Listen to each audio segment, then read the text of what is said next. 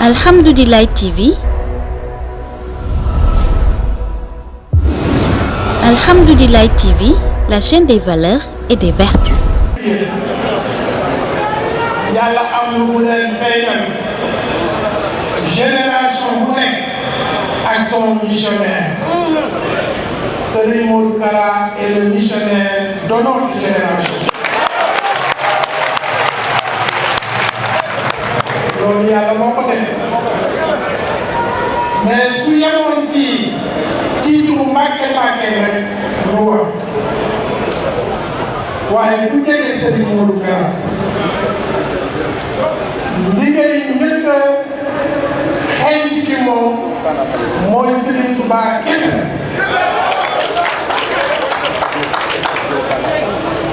Serigne Touba kese lay xeeñ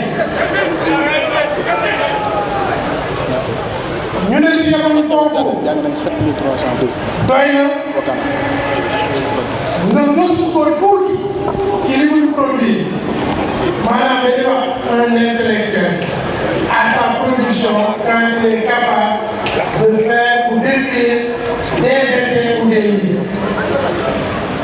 Serigne Modou Kara man fekkee naa guddi boo xam ne bind na ci 13 points à une loolu yàlla may ko ku nekk.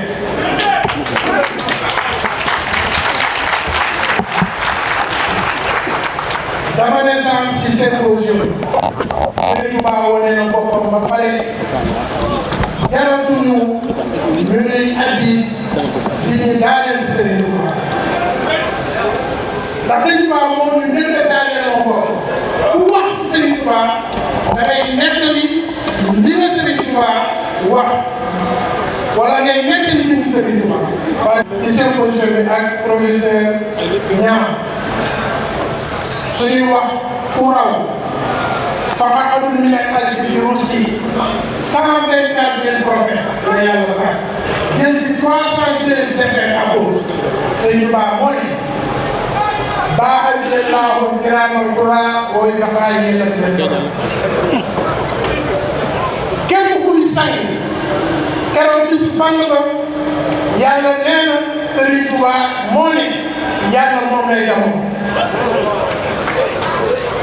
loolu bu ñu fee nettali lu ko doon kon ñun murid lan mooy suñu mission am na ni ñeneen mission yoo xam ne ci jamono ndax ñun dañu war a yore jamono waxuma Sénégal murid dafa war a yore jamono te Serigne Modou Kara nekk na un inspirateur ci naka la ñuy mën a yore jamono dama ne Bamba fekk bi c'est une philosophie. Alhamdoulilah TV. Alhamdoulilah TV, la chaîne des valeurs et des vertus.